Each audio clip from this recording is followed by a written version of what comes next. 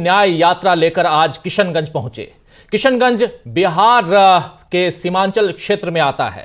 पूर्वोत्तर से लेकर पश्चिम बंगाल तक 6 राज्यों में अब तक राहुल गांधी की भारत जोड़ो न्याय यात्रा को जिस तरह का जन समर्थन मिला है, वैसी ही उम्मीद बिहार में भी मिलने की थी। और आज का माहौल देखकर ऐसा ही लगा कि यहां के लोग यानी बिहार के लोग राहुल गांधी का बेसब्री से इंतजार कर रहे थे। बिहार पहुंचकर क्या कुछ कहा है राहुल गांधी ने, आइए पहले उसको सुन लेते हैं, फिर चर्चा आगे बढ़ाएंगे। राहुल गांधी बिहार पहुंचते ही सीधे बहुत सारी बातें, लेकिन सीधे भाजपा पर हमलावर थे। क्या कुछ कह रहे हैं, सुनिए। यात्रा में हम लाखों लोगों से मिले। सेल्फी का जमाना है तो हजारों लोगों के साथ सेल्फी हुई। 7 घंटे हम चलते थे। किसानों से, मजदूरों से, स्टूडेंट से, माताओं बहनों से बातचीत होती थी। उनके दिल में जो दर्द था, जो कठिनाइयां थी, वो हमें बताते थे। और शाम को 15 मिनट 20 मिनट के लिए हम अपनी बात रखते थे। और हिंदुस्तान की राजनीति पर यात्रा का बहुत बड़ा असर पड़ा। एक विचारधारा जो बीजेपी देश के सामने रोज रखती है, नफरत, हिंसा, उसके खिलाफ एक और नया विजन, एक नई विचारधारा खड़ी हुई, मोहब्बत की। आप जानते हो, नफरत को नफरत नहीं काट सकती। जितनी भी कोशिश कर लो, नफरत को नफरत नहीं काट सकता है। नफरत को सिर्फ मोहब्बत और प्यार काट सकते हैं। तो जिस तरफ वो नफरत की बात करते हैं, देश को बांटने की बात करते हैं, दूसरे तरफ हम मोहब्बत, इज्जत, भाईचारे की बात करते हैं। तो एक तरफ नफरत और दूसरी तरफ मोहब्बत और भाईचारे की बात यहां राहुल गांधी कह रहे थे। राहुल गांधी ने नीतीश कुमार पर तो कुछ नहीं कहा, लेकिन यह बात किसी से छिपी नहीं है कि नीतीश कुमार ने सत्ता में पलटी मारने का जो खेल इस बार खेला है, उसके पीछे राहुल गांधी का ही डर नजर आ रहा है। हालांकि राहुल गांधी को रोकने के चक्कर में नीतीश ने शायद इस बार अपने पैरों पर ही कुल्हाड़ी मार ली है। बीजेपी ने तो सत्ता में आने का अपना मकसद नीतीश के जरिए पूरा कर लिया है, क्योंकि लोकसभा चुनावों के पहले पुलिस और प्रशासन पर नियंत्रण के लिए जरूरी था कि बीजेपी बिहार में सत्ता में आए, वरना उसे बिहार में नुकसान हो सकता था। इस तरह बीजेपी को तो सत्ता में आने का फायदा हो सकता है, मगर नीतीश कुमार को 9वीं बार मुख्यमंत्री बनने के बाद शायद 10वीं बार यह मौका न मिले, और यह भी हो सकता है कि अब उनकी पार्टी का अस्तित्व ही दांव पर लग जाए। पाला बदलने के पीछे नीतीश ने जो भी बहाने बनाए हों, लेकिन माना यही जा रहा है कि इंडिया की मजबूती और राहुल गांधी की बढ़ती लोकप्रियता से नीतीश खुद को असुरक्षित महसूस कर रहे थे, और इसीलिए उन्होंने इंडिया को कमजोर करना चाहा है। मगर इस चक्कर में अपनी पार्टी का भविष्य उन्होंने दांव पर लगा दिया। तेजस्वी यादव ने कहा ही है कि अब जेडीयू नहीं बचेगी। कल आपने सुना था तेजस्वी यादव जब नीतीश कुमार पहले मुख्यमंत्री पद से इस्तीफा देते हैं, महागठबंधन को छोड़ते हैं, और शाम को 5 बजते बजते वो फिर से मुख्यमंत्री बन जाते हैं। इस बीच तेजस्वी यादव ने जो बयान दिए, बहुत महत्वपूर्ण बयान है। उनका कहना है कि पिक्चर अभी बाकी है। सुन लीजिए जरा तेजस्वी यादव को। पूरी तरीके से हम यही कहना चाहते हैं कि खेला अभी शुरू हुआ है, अभी बाकी है। अभी तो सारी चीजें हैं ना, तो हम क्या नीति बना रहे हैं, हम अपने पत्ते नहीं खोलना चाहते। पूरी तरीके से हम अपने पत्ते नहीं खोलेंगे कि आगे हम क्या करने जा रहे हैं। क्या नए सत्र में आप लोग कुछ अब हमको कुछ बोलना ही नहीं, इसमें हम पत्ते खोलेंगे ही नहीं।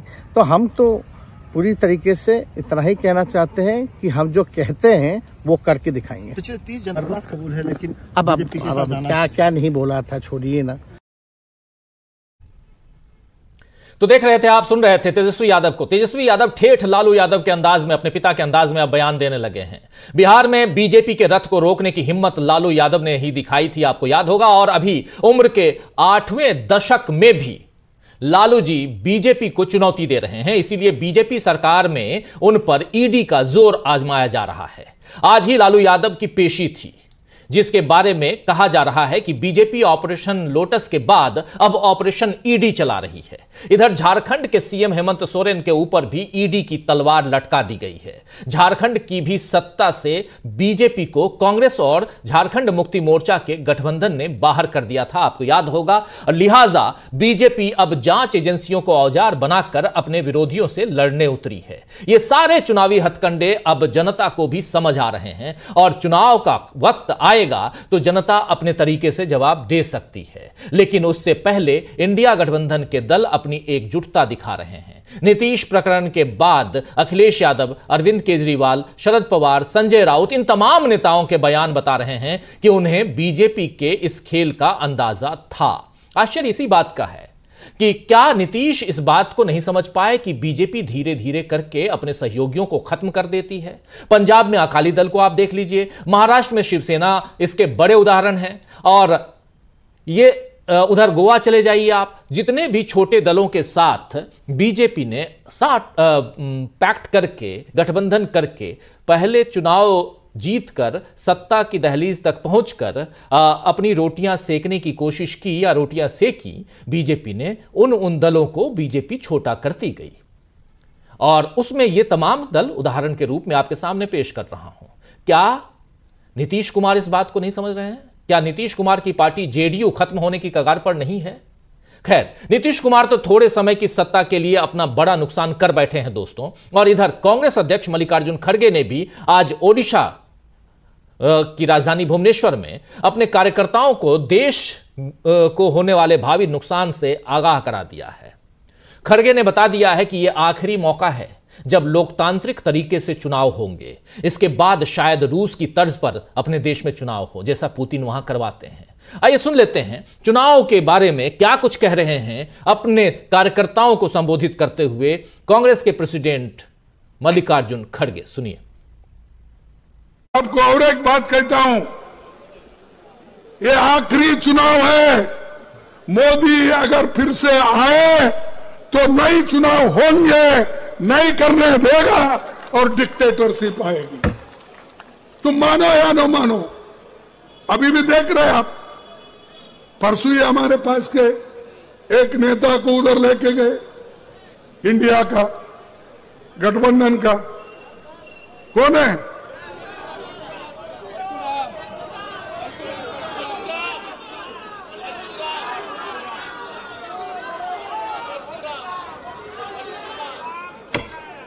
देखो, एक एक को नोटिस देना, डराना, धमकाना, उसकी दोस्ती अगर नहीं छोड़ेंगे फिर हम देख लेंगे।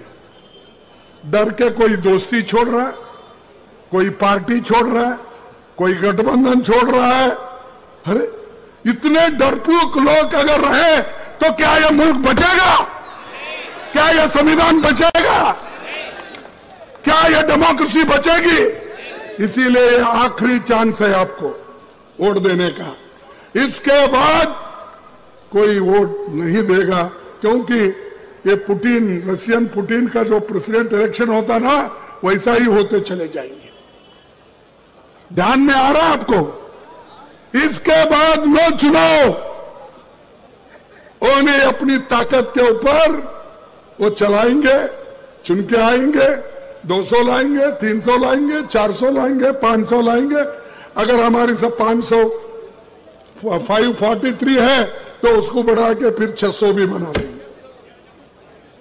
तो ये संविधान की रक्षा करना, डेमोक्रेसी की रक्षा करना, इलेक्शन बार बार होना, चुनाव होना, इसकी जिम्मेदारी आपके ऊपर है।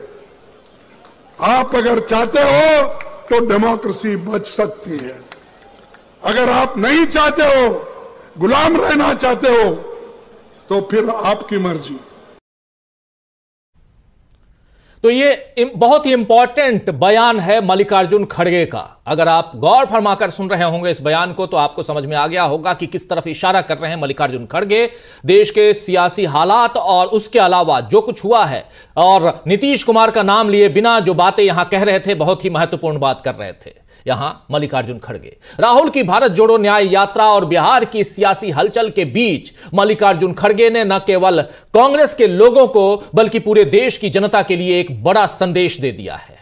उधर राहुल गांधी जब बिहार पहुंचे और शाम को अपनी यात्रा को जब खत्म कर रहे थे तो उन्होंने जो बयान दिया है वो भी इंपॉर्टेंट है, जरा उसको भी सुन लेते हैं क्योंकि यहां से अब एक दूसरी कहानी शुरू होती है। आइए जरा सुनते हैं राहुल गांधी को। तो सामाजिक न्याय का पहला कदम जाति जनगणना, ये पता लगाना कि इस देश में पिछड़े वर्ग के कितने लोग हैं, आदिवासी कितने हैं, दलित कितने हैं, जनरल कास्ट के कितने हैं। ये देश का एक प्रकार से एक्सरे है। एक्सरे होने के बाद जो पिछड़ों की हिस्सेदारी बनती है, जो दलितों की हिस्सेदारी बनती है, वो उनको मिलने का काम कांग्रेस पार्टी करने जा रही है। आजकल प्राइवेटाइजेशन होता है, नुकसान किसको होता है?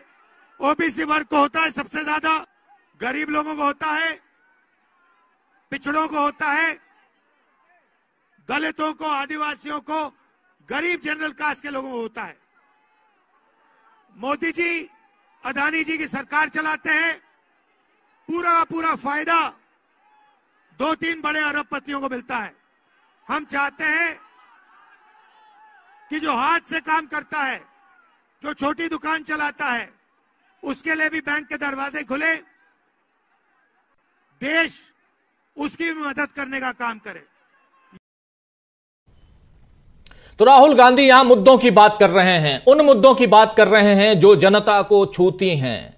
ये मुद्दे बहुत इंपॉर्टेंट इसलिए हैं क्योंकि यहीं से रोजी रोटी रोजगार की बात होती है और इन मुद्दों का जब जिक्र आता है तो नीतीश कुमार यहां से बाहर यानी आउट नजर आते हैं। राहुल गांधी के आगे, राहुल गांधी को रोकने के चक्कर में आखिर नीतीश कुमार ने क्या गलती कर दी है, इस पर आज हम चर्चा करेंगे। न्यूज पॉइंट में यह भी समझेंगे कि क्या बीजेपी के कारण अब लोकतंत्र के सामने बड़ा संकट खड़ा हो गया है और यह भी समझेंगे कि किस तरह नीतीश कुमार ने मार ली है अपने ही पैरों पर कुल्हाड़ी और कैसे राहुल को रोकने के चक्कर में कर बैठे हैं अपना ही नुकसान। नीतीश कुमार को आप कल से लगातार सुर्खियां वो बटोरते रहे, सुनते रहे, लेकिन 2024 ये जो चुनाव है 2 महीने बाद, इस चुनाव के बाद क्या नीतीश कुमार मुख्यमंत्री रह पाएंगे? क्या नीतीश कुमार की पार्टी जेडीयू का अस्तित्व रह पाएगा, बच पाएगा या खत्म हो जाएगा? बहुत सारे सवाल हैं दोस्तों, इन सवालों का जवाब आज इसी कार्यक्रम में ढूंढेंगे, हम खोजेंगे। लेकिन सबसे बड़ी बात यहां पर यह है कि जब नीतीश कुमार कल इस्तीफा देने गए और उसके बाद उन्होंने जो अपना बयान दिया था वो बहुत इंपॉर्टेंट बयान था इस हिसाब से कि वो कह रहे थे कि इधर कुछ नहीं चल रहा था इसलिए हम उधर चले गए। भाई उधर भी कुछ नहीं चल रहा था इसलिए आप इधर आ गए। ये इधर और उधर के चक्कर में कई लोग ये भी लिख रहे हैं, कह रहे हैं, बता रहे हैं कि पलटी मार सिर्फ नीतीश कुमार को आप लोग क्यों कह रहे हैं? पलटी मार तो उधर बीजेपी भी है, पलटी मार तो मोदी जी भी हैं, पलटी मार तो अमित शाह भी हैं। लेकिन यहां पर पलटी मार सिर्फ और सिर्फ नीतीश कुमार हैं। बीजेपी या बीजेपी के मुखिया, बीजेपी के कर्ता धर्ता अमित शाह या नरेंद्र मोदी, ये तो किसी भी कारण, किसी भी एन केन प्रकार अपनी ओर खींचने के लिए, लोगों को अपनी तरफ लाने के लिए तैयार बैठे हैं। वो चाहते हैं, जैसा शुरुआत में मैं यहां अपने इसी वक्तव्य में रख रहा था कि बिहार में जो कुछ हो रहा है, बिहार में अगर सत्ता उनके हाथ में, बीजेपी के हाथ में नहीं होती तो आज क्या कुछ होता, अगले 2 महीने में चुनाव पर कैसे नियंत्रण रख पाती, वहां के प्रशासन पे, शासन पर कैसे नियंत्रण होता आखिर बीजेपी का। बीजेपी को एन केन प्रकार बिहार की सत्ता चाहिए, बीजेपी को एन केन प्रकार अब झारखंड की सत्ता भी चाहिए, जहां हेमंत सोरेन के आगे पीछे ईडी लगाकर छोड़ रखा है, लालू प्रसाद यादव के पीछे ईडी लगाकर छोड़ रखा है। आज लालू प्रसाद यादव ईडी के दफ्तर में पहुंचे तो कल तेजस्वी यादव पहुंचेंगे। तो बिहार हो या झारखंड हो, आपको याद होगा जब चुनाव था छत्तीसगढ़ का। और उस समय हम लोग कह रहे थे कि छत्तीसगढ़, ओडिशा और झारखंड, ये तीन बहुत ही इंपॉर्टेंट राज्य हैं। बिहार, झारखंड और छत्तीसगढ़ इसलिए इंपॉर्टेंट हैं क्योंकि तीनों मिनरल रिच स्टेट्स हैं और यहां के मिनरल्स को मोदी जी अदानी के हाथ देना। आशा है ये कार्यक्रम आपको पसंद आया होगा। इस वीडियो को ज्यादा से ज्यादा शेयर करें, लाइक करें और कमेंट करके बताएं आपकी राय क्या है। और अगर आपने हमारा यूट्यूब चैनल अभी तक सब्सक्राइब नहीं किया है तो तुरंत इसको सब्सक्राइब कर लीजिए और बेल आइकन भी दबा दीजिएगा ताकि अगली जब वीडियो अपलोड हो तो आपके पास इसका नोटिफिकेशन पहुंच सके। और अगर आपने हमारा फेसबुक पेज फॉलो नहीं किया है, फेसबुक पेज को भी फॉलो करें। धन्यवाद।